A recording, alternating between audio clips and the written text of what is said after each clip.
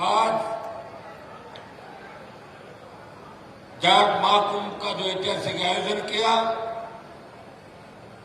और 1 लाख से ज्यादा संख्या के अंदर पहुंच के मध्य प्रदेश के जवानों ने जाट समाज के बुजुर्गों, माताओं, बहनों और तमाम देश के कोने कोने से अपने अपने साधनों से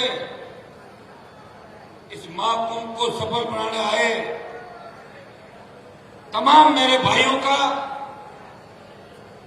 मैं हृदय से इस जिलों की नगरी भोपाल के अंदर स्वागत करता हूं, अभिनंदन करता हूं। जोरदार जयकारा लगाएं। जय भोले जी महाराज की। पहले जब हम बच्चे थे, स्कूल में पढ़ा करते थे, तब मध्य प्रदेश का नाम आता तो हम सोचा करते थे कि जाटों की संख्या कम है। हमारे उधर अकाल पड़ते थे और लोग मालवा की तरफ जाते थे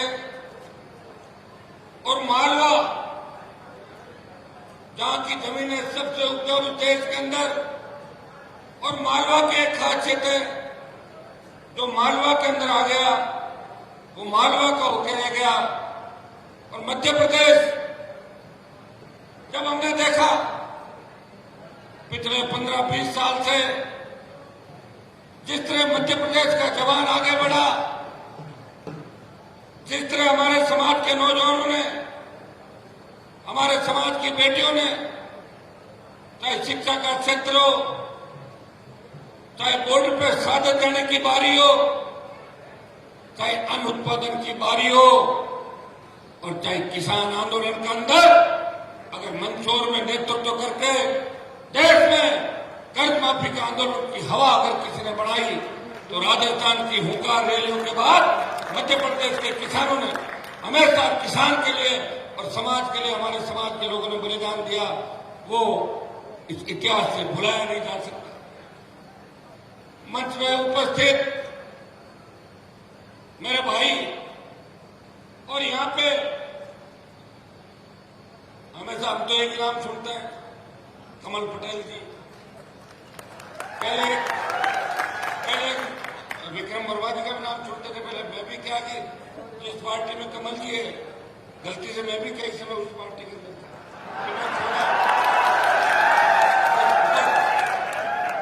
क्योंकि हमारी मजबूरियां थी। वहां पे पिताजी ने बीजेपी ज्वाइन कर ली और मुझे कसम दिला दी कि बेटा कांग्रेस में कभी मत जाना। मैं पिताजी की आज्ञा का पालन करता रहा। और उस जगह मारवाड़ के अंदर जहां भारतीय जनता पार्टी का कोई नाम लेवा नहीं था, उस जगह मेरे पिताजी बीजेपी के अंदर आए, तब नाथुराम मिर्जा का दबदबा था। आप तो जानते हैं सारी बातें। और यूनिवर्सिटी का अध्यक्ष रहते हुए मैं लगातार लंबा चलता रहा। मेरा संघर्ष आपने देखा। लेकिन भाइयों, मुझे इस बात की खुशी है कि देश के अंदर सबसे बड़ी 22% पॉपुलेशन राजस्थान के अंदर जाट समाज की है। वहां क्षेत्रीय पार्टी बना के राजस्थान के जवानों को अगर दिशा देने का किसी ने काम किया, तो नागौर के सांसद ने धौलपुर से बाड़मेर और डूंगरपुर से लेकर गंगानगर तक किसान के बेटों को एकत्रित किया। जब आपको मेरी आवश्यकता पड़ी, यदुवीर जी अभी कहना भूल गए थे कि जब देश के अंदर मैं बीजेपी से गठबंधन के बाद एमपी बना था, और गठबंधन जब होता है तब ताकत होती है किसी के पास। मेरे पास ताकत थी, बीजेपी ने गठबंधन किया और बीजेपी के वोट मुझे मिले, और 16-18 जगह भारतीय जनता पार्टी का प्रचार मैंने किया। मैं दिल्ली चला गया, हरियाणा, पंजाब से किसान आंदोलन चला, हरियाणा, उत्तर प्रदेश के अंदर हमारे मलिक साहब भी बैठे, ये सब मोर्चा संभाल रहे थे। लेकिन लोकसभा के अंदर इस कौम के लिए अगर किसी ने कुर्बानी दी देश के अंदर, वो हनुमान बेनीवाल था। इसलिए मोदी का साथ छोड़ के 70 दिन अगर सड़क पर कोई बैठा और नेशनल हाईवे NH8 को जाम किया, तो मैंने ही किया था। ये बात भी यदुवीर जी, जब आप जाट समाज की बात करते हो, बात को भी दोहराना आप हमेशा, क्योंकि आपकी बात मुझे अच्छी लगी, आपकी बात तो मुझे अच्छी लगी, लेकिन जाट महासभा का मतलब ये नहीं है कि 4-5 लोगों की महासभा हो। जाट महासभा का मतलब है कि समाज के कुछ प्रत्येक योद्धा की, चाहे वो किसी भी पार्टी में संघर्ष करे, किसी भी परिस्थिति में संघर्ष करे, और कौम पे जब संकट आए और सबसे पहले आगे आए उस व्यक्ति का भी नाम आपको उत्तर प्रदेश से, इनको राजस्थान में राजनीति नहीं करनी। और मैं ऐसा व्यक्ति हूं कि अभी अभय सिंह जी चौटाला चले गए जो हरियाणा से थे, दो ही व्यक्तियों ने, एक तो मैंने सत्ता छोड़ी, कमल जी को पता है कि मैं दिल्ली के नंबर 1 और 2 के कितना करीब था, सिर्फ आपकी भावनाओं के लिए। मैंने कहा मेरे भाई सोशल मीडिया पर मुझे गालियां दे रहे, हनुमान तो मोदी गोदी में बैठ के जाते, छोड़ो छोड़ो छोड़ो। मैंने कहा ये छोड़ा। और राजस्थान बॉर्डर पे मेरे आंदोलन को मीडिया ने कम इसलिए दिखाया, ये तो जी को तो पूरी कहानी पता है। मैं गया, हाईवे जाम किया, गृह मंत्री ने मुझे फोन किया, उस समय हमारा पूरा नाता रिश्ता टूटा नहीं था, बीजेपी के अंदर था, और मैंने 10 दिन का अल्टीमेटम दिया। और जब 10 दिन का अल्टीमेटम दिया, उस अल्टीमेटम के दौरान अशोक गहलोत ने सोचा कि हनुमान आके बैठ जाएगा तो सारा पॉलिटिकल फायदा उसको हो जाएगा, तो कुछ लोगों को वहां पर बिठा दिया बॉर्डर पर। जब मैं 50,000 से 1 लाख की संख्या लेके वहां गया, तब मैंने देखा कि मेरे भाई आगे बैठे हैं। मैं समझदार रहता हूं, भाइयों के अंदर झगड़ा नहीं होने दिया। 300 मीटर दूर दूसरा तंबू लगा के बैठ गया था। ये तो आप इस बात को जानते हैं सारे। और भाइयों से इस राजस्थान प्रांत में, मध्य प्रदेश के अंदर तो आपकी मजबूरी है कि अगर बीजेपी और कांग्रेस में नहीं रहो तो ऐसी परिस्थितियां नहीं है कि आप एमएलए एमपी बन जाओ। मैंने पूरे मध्य प्रदेश की एक चीज को देखा। मैं धन्यवाद दूंगा कमल जी को कि किन परिस्थितियों में लड़े, और एक सीख भी दूंगा बड़े भाई है, जब अपने समाज के कार्यक्रम हो और कोई अपने विचार व्यक्त कर तो गुस्सा कम दिया, क्योंकि यही वो जवान है जो अपने काम आते हैं और अपने जय जयकार करते हैं। घर में भाई भी नाराज हो जाते हैं। यदुवीर जी ने अच्छी बात कही कि हमें समाज की बात समाज के मंच में करनी चाहिए। पॉलिटिकल बात अगर हम नहीं करें तो हम कोई पागल थोड़ी जो घूम रहे, क्यों घूम रहे भाई यहाँ पे? टाइम नहीं खराब होगा। मुझे बताओ क्या मुझे मध्य प्रदेश से चुनाव लड़ना है क्या? मेरा 3 दिन का टाइम मेरा आने जाने का जाएगा, तो अगर तुम्हें संदेश ही नहीं देके जाऊंगा तो मैं खाली थोड़ी बैठा हूँ, फालतू हूँ क्या? मैं आया हूँ मेरे भाइयों की मदद करने के लिए, हौसला अफजाई करने के लिए। लेकिन एक बात और कहकर जा रहा हूँ, मैं मध्य प्रदेश के अंदर राष्ट्रीय लोकतांत्रिक पार्टी को चुनाव लड़ा के समाज में दरार पैदा नहीं करूंगा। ये गलत है। उत्तर प्रदेश के चुनाव थे, मैं भी ओबीसी की तरह इनके चक्कर में चढ़ के खड़ी कर देता आरएलपी को, मिलता था हेलीकॉप्टर, घुमा देता जगह जगह।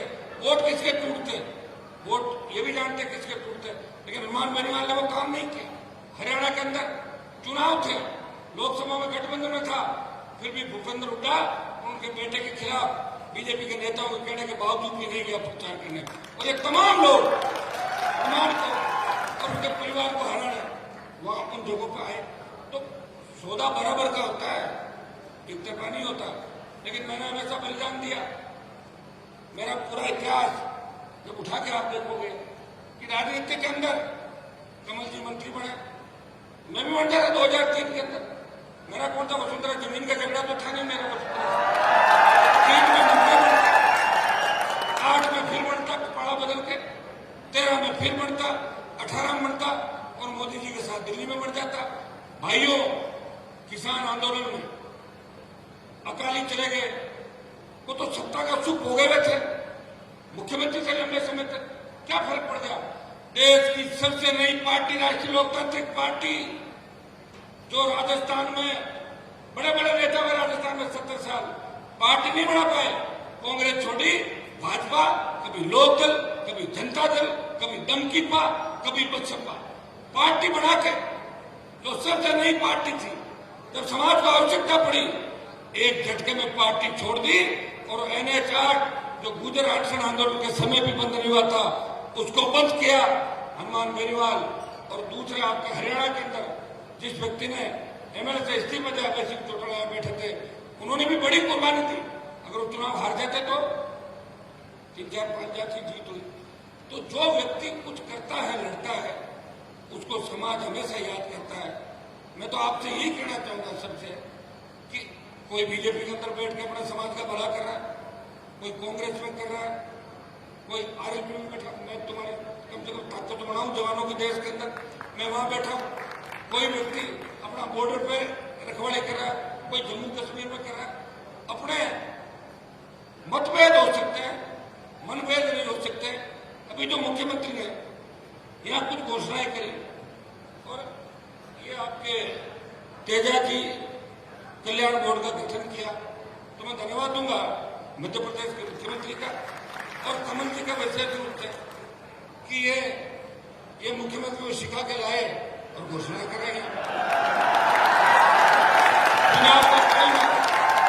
और ये भी कहा होगा कि 1 लाख बैठे हैं यहाँ पे, सारे साधन संपन्न है, और वो भी किसान वर्ग से आते हैं मुख्यमंत्री, OBC के व्यक्ति है।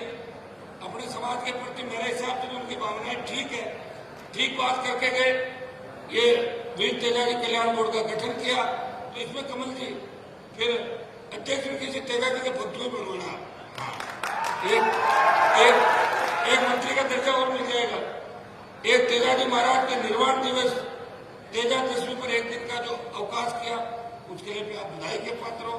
क्योंकि ऐसा है, करेंगे तो कोई जो सरकार के अंदर होंगे, लोकतंत्र के अंदर 2 ही लोगों की चलती है, या तो सत्ता की चाबी हो, अपने लोगों का भला कर लो, या जनता की ताकत हो, सरकार को झुका दो। जनता की ताकत से प्रयास करें। देश में प्रधानमंत्री जी को अगर किसी ने झुकाया देश के अंदर, तो किसान आंदोलन करना, देश का किसान। और अगुवाई किसने की? जाट समाज ने अगुवाई की और हमारे जैसे लोगों ने कुर्बानियां दी। कई लोग, कई महिलाएं, 1000 लोगों ने शहादत दी। तो भाइयों, उसके बाद तीनों कृषि बिल वापिस हुए थे। तो ये तो इतिहास है। इसलिए अपनी कौम के इतिहास की बात करना कोई पॉलिटिकल बात नहीं होती। हमारे भाई जो हुड्डा जी ने गीत प्रस्तुत किया था, मैं इनके सुनता रहता हूँ। उस समय चूंकि मैं हरियाणा में राजनीति नहीं करना चाहता, इसलिए आप कह रहे तो वो दोनों तीनों टीकरी बॉर्डर और जो 2-3 बॉर्डर थे, वहां भी नहीं गया। मुझे पता था वहां तो हमारे एक बार हमारा समाज का CM बन जाए वही बहुत है। 15-20 में जो CM के दावेदार पहले से बैठे, लेकिन मैं ऐसी जगह जाके अपना समय नहीं खराब करता और अपने लोगों को मदद करता हूँ। और इसीलिए देश का नौजवान हनुमान बेनीवाल से प्यार करता है। एक बात लोग और कहते हैं हनुमान बेनीवाल तो नौजवानों को खराब कर रहा है। आप ये बताएं, अगर मैं ही नौजवानों को खराब कर रहा हूं, उस देवता के दर्शन करवा दो जो नौजवानों के नेतृत्व कर रहा हूं, उसके दर्शन करवा दो। भाइयों, जब अग्निपथ आया था देश के अंदर, इस लोकसभा के अंदर कांग्रेस पार्टी ने अग्निपथ का विरोध नहीं किया। वोट के लिए आ जाएंगे कांग्रेस के लोग आपके बीच। मैं उस दिन था लोकसभा के अंदर, मैंने कांग्रेस के लोगों से बात करी। मैंने कहा अग्निपथ के मामले में आप लोग भी साथ रहो। मैं तो एक हूं अंदर भाई, संख्या तो दूसरे दलों की ज्यादा है। तो कांग्रेस वालों ने कहा हम भी अग्निपथ की बात करेंगे। और जैसे ही लोकसभा चली, इतने में कांग्रेस वाले दूसरी तख्ती लाए और मेरे हाथ में थी अग्निपथ। वो लाए, ED की कार्रवाई बंद करो, सोनिया पे भ्रष्टाचार का आरोप कम करो। चले गए। अकेला व्यक्ति पार्लियामेंट में लड़ रहा है। मेरे परिवार की कोई सेना में नहीं है, लेकिन मुझे लड़ना था देश के जवानों के लिए। आज इतिहास उठा के आप देखोगे कि आजादी के आंदोलन से लेकर 62, 65, 71 कारगिल की लड़ाई के अंदर अगर सबसे ज्यादा शहादत किसी कौम ने दी, हमारी कौम ने दी। अग्निपथ का सबसे बड़ा अगर नुकसान होगा हमारी कौम का होगा। इसलिए भाइयों, हनुमान बेनीवाल के मन के अंदर इस कौम के प्रति पीड़ा है। मंत्री तो 20 साल पहले बन जाता, मंत्री बनना ही नहीं मुझे, संतरी बनकर सेवा करनी है आपकी। जब चाहूं दिल्ली में बढ़ जाऊं और जब चाहूं राजस्थान में 5-7 मंत्री बनवा लूं। ये काम नहीं करना। मुझे करना है राजस्थान की सत्ता पे तेजा जी के भक्त को राजस्थान का मुख्यमंत्री बनाना। और मैं आपको यह भी विश्वास दिलाता हूं, मैं दूसरे नेताओं की तरह नहीं हूं कि हरियाणा के अंदर अगर जनाधार खो गया तो राजस्थान में आ रहे हैं, राजस्थान में आके मेरी कॉन्स्टिट्यूंसी में आ रहे हैं, कोई नकली ईंट दे रहा है, कोई दूसरे पैसे देके जा रहे हैं। भाई हमने तो ये काम नहीं किया। और मैं उनको चेतावनी देना चाहता हूं कि आप मेरे इलाके के अंदर आके मुझे छेड़ोगे तो मैं 1 रुपया कोई डालता है 100 रुपया उसका जरूर डालता हूं। अग्निपथ के खिलाफ देश में एक ही प्रदर्शन हुआ था। जोधपुर में 2 लाख जवानों की रैली करके हमने दिल्ली सरकार को चेतावनी दी कि अग्निपथ वापस लो और ये अधिकारियों के कहने से जो अग्निपथ आया इसको हमारे जो बच्चे हैं सेना के अंदर जो जा रहे हैं अग्निवीर बनने के बाद जिस तरह वापस आ रहे हैं, ये कमल जी बैठे हैं, ये बात दिल्ली में आप ये समझाओ कि हिमाचल के अंदर जो सरकार आपकी गई और कर्नाटक के अंदर आ रहे हो तो ये अग्निपथ योजना का बहुत बड़ा असर हिमाचल के अंदर और कर्नाटक के अंदर गया। और समय रहते अगर आप मामले को नहीं संभालोगे तो अब की बार जो महाभारत हो रहा है ना 4 स्टेट के अंदर, अगर ये चले गए फिर कुछ भी नहीं बचेगा। फिर मैं रहूंगा, मैं आपसे बात करूंगा तो तैयार कोई दिक्कत नहीं, अपन मिल लेगा दोनों भाई कभी भी, लेकिन फिर ये मामला हाथ से चला जाएगा। और एक बात, आज हमारी बेटियों का हम सम्मान कर रहे हैं, हमें मेडल लेके आई, अंतर्राष्ट्रीय स्तर की हमारी बेटियां, पहलवान बेटी रुकोगा जंतर मंत्र पे बैठी है। मुझे लोगों ने कहा बाहुबली है, मैंने कहा जाटों से बड़े बाहुबली कौन हो गए देश के अंदर भाई। मैं सबसे पहला एमपी हूं देश का, सबसे पहला सांसद, पुरुष सांसद तो कोई भी चला गया होगा, देश का पहला सांसद जंतर मंत्र पे जाता है। मेरे नागौर की तो किसी लड़की ने इंटरनेशनल मेडल नहीं लिया। हरियाणा यूपी की बच्चे सारे बच्चे हमारे, अगर हम राज्यों में और जिलों में बांट लेंगे कौम को तो फिर बचेगी कहां बचेगी बताओ मुझे। हम जब देश के अंदर सब एकजुट होते हैं और उसके साथ हमारे साथ जाट गुजर धाकड़ यादव दूसरी और हम कम्युनिटी को सबको साथ लेते हैं, डांगी पटेल पाटीदार, तब जाके किसानों का कुनबा बढ़ता। चौधरी चरण सिंह इसलिए प्रधानमंत्री बनते थे कि मुस्लिम से तमाम जातियों को देश में साथ लेके चले थे। भाइयों, उन बेटियों को न्याय दिलाने अगर सबसे पहले गया और पूरे राजस्थान के अंदर 33 जिला मुख्यालयों पे उस बाहुबली के खिलाफ प्रदर्शन करा के पहलवानों का समर्थन किया तो नागौर के सांसद ने किया था, किसी कांग्रेस के नेता ने नहीं किया था। मैं आपको इतना ही विश्वास दिलाता हूं कि आपकी हर लड़ाई के अंदर हम आपके साथ हैं। मेरे पास नौजवान आए थे जिन्होंने कहा कि हमारे समाज के जो महापुरुष हुए थे,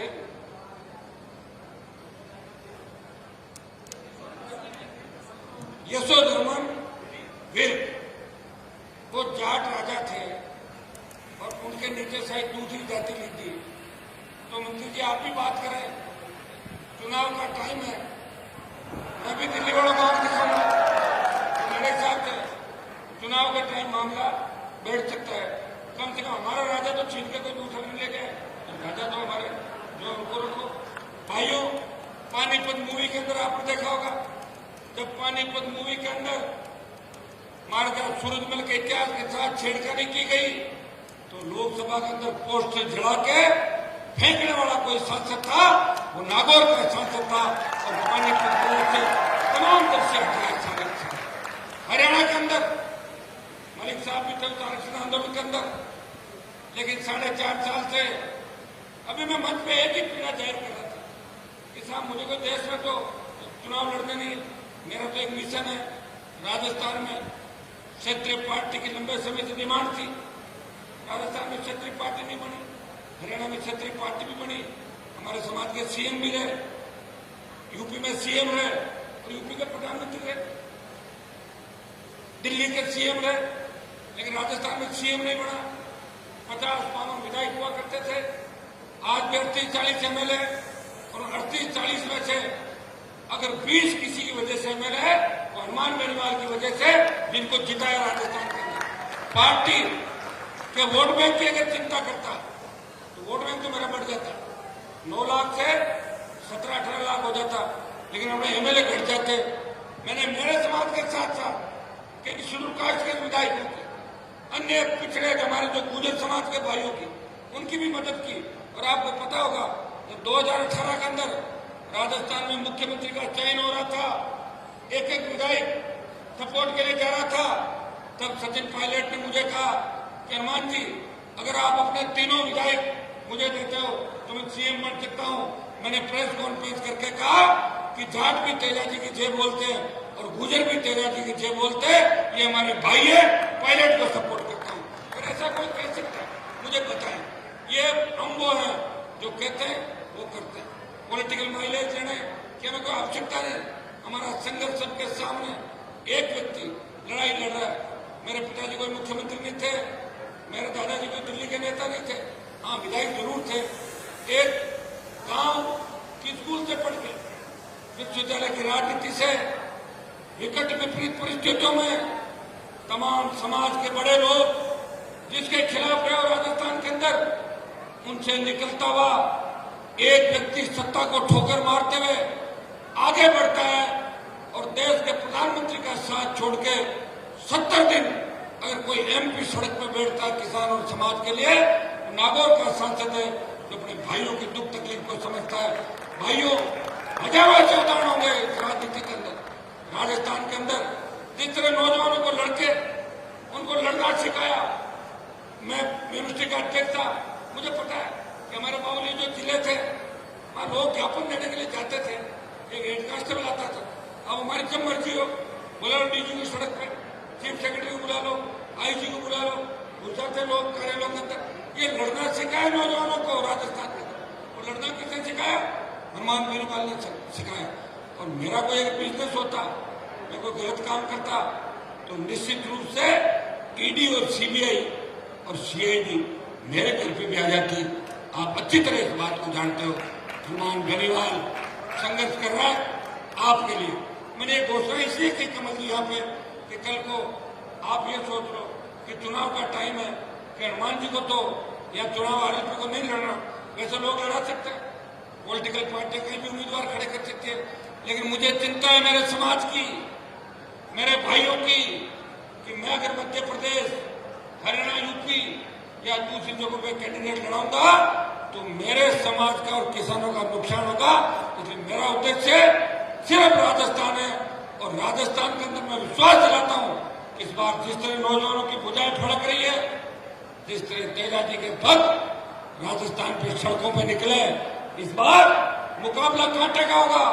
कांग्रेस तीसरे नंबर पे चली जाएगी और मुकाबला राष्ट्रीय लोकतांत्रिक पार्टी और भारतीय जनता पार्टी का राजस्थान के अंदर होगा। इस बात को आपको ध्यान रखना है। मैं ये तो नहीं कहूंगा चुनाव आपका साथ साथ है, यहाँ आप अपने हिसाब से काम करें, लेकिन राजस्थान में मेरा ध्यान जरूर रखना, क्योंकि आप अगर मेरा ध्यान रखोगे तभी मैं जयपुर और दिल्ली के अंदर आपका ध्यान रख पाऊंगा। भाइयों, आज कुछ हमारी जो डिमांड थी, कुछ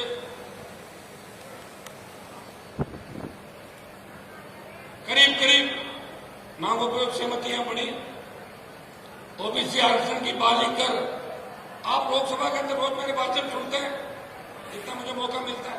आप जानते हो लोकसभा के अंदर बोलने का टाइम बहुत कम मिलता है। ये तो मेरी अलग पार्टी है, इसलिए रोज 3-5 मिनट तो ले लेता हूँ रोज लोकसभा के अंदर, आप देखते हैं। और 3 मिनट 5 मिनट आपके लिए, चाहे मामला कहीं का भी हो। मैं ओबीसी आरक्षण के बिलों पर बोलते हुए कहता हूँ कि बढ़ाकर इसको 27% करें, और जो हमारे 9 राज्य हैं, मध्य प्रदेश, उत्तर प्रदेश, उत्तराखंड, दिल्ली, जम्मू कश्मीर, हिमाचल प्रदेश, हमारा राजस्थान का धौलपुर, भरतपुर, ये जो राज्य हैं, इनको स्टेट के अंदर तो ओबीसी का आरक्षण है, लेकिन दिल्ली में इनको आरक्षण नहीं है। लोकसभा के अंदर कई बार इस मामले को उठाया। मैं आपको विश्वास दिलाता हूं, मध्य प्रदेश से कमल जी पैरोकारी करेंगे, यदुवीर जी मलिक साहब बैठे हैं, हम सब मिलकर प्रयास करेंगे। जब वचन ये कहने के दिया है बीजेपी के नेताओं ने उस समय कि वे आरक्षण देंगे, तो ये चुनावी साल है, जो मानसून सत्र होगा, इसमें पुनः मैं भी पुरजोर तरीके से लोकसभा का जो हमारा हाउस के अंदर जहां हम बात रख सकते हैं, जो प्लेटफॉर्म है हमारा, उसमें पुरजोर तरीके से बात को उठाएंगे। आवश्यकता पड़ी सड़कों पे उतरेंगे, आवश्यकता पड़ी दिल्ली को घेरेंगे। तमाम जो राज्य हमारे बचे हुए हैं, उन तमाम राज्यों के जाटों को दिल्ली में आरक्षण मिलना चाहिए। मैं तो दिल्ली के अंदर ये भी बात उठाई थी कि सिद्ध समाज और विश्नोई समाज जो हमारे ही भाई है, कोई 400 साल पहले जाट समाज से निकल के गए, कोई 450 साल पहले गए। जड़सिक हमारे भाई हैं, जो धनावंशी स्वामी है, इन सब लोगों से जिनसे हमारा खून का रिश्ता है, इन लोगों को भी स्टेट के अंदर ओबीसी का आरक्षण है राजस्थान और दूसरे राज्यों में, तो उनको केंद्र में आरक्षण मिलना चाहिए। ये लोकसभा के अंदर रोज आप इस बात को सुनते हो कि एक व्यक्ति जो लोकसभा में बैठा रहता है, रात की 12 बजे तक इंतजार करता है कि कब मेरा बोलने का नंबर आए और कब मैं मेरे भाइयों के लिए, किसानों के लिए, मेरे समाज के लिए, शोषित पीड़ित तबके के लिए आवाज उठाऊं और बात करूं। मुझे खुशी है कि आज आपने मध्य प्रदेश के अंदर 1 लाख की संख्या में इकट्ठे होकर देश के अंदर संदेश दे दिया कि देश की सरकारें, राज्य की सरकारें सुन ले कि हमारे हितों में अगर कुठाराघात हुआ तो हम बर्दाश्त नहीं करेंगे, और हमसे अगर मिला के चलोगे तो 7 दिन में भी जाटों को कोई मुकाबला नहीं। प्रधानमंत्री जी को 2 बार अगर प्रधानमंत्री बनाने में सबसे ज्यादा किसी कौम की भूमिका है तो जाट कौम की है, जिन्होंने एक तरफा उत्तरी भारत के अंदर मतदान करके मोदी को सत्ता के चक्कर में बिठाया था। लेकिन जाट अगर किसी के खिलाफ भी हो जाता है तो इंदिरा गांधी को भी उतार दिया था और कई लोगों को उतार